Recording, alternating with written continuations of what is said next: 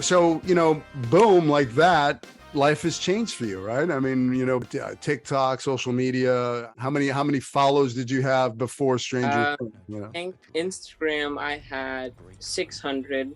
On TikTok, I had 16,000.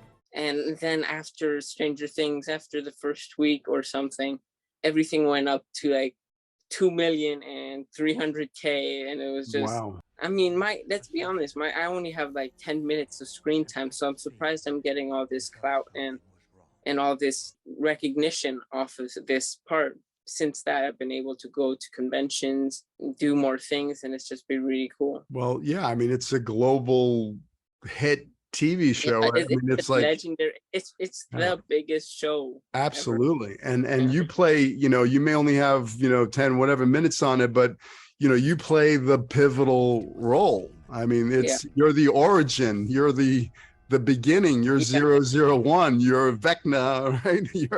Yeah. That's a huge role. Thank you. Yeah, So, I didn't. But the thing is, I didn't know until I watched it. And when I watched the episodes, I was like, "Wait, what?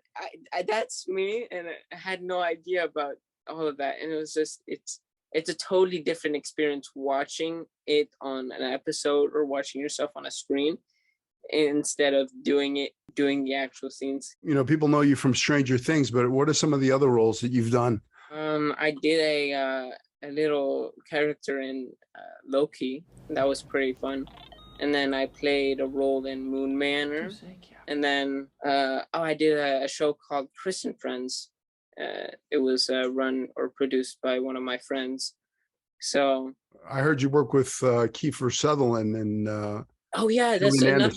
Anderson. That was awesome.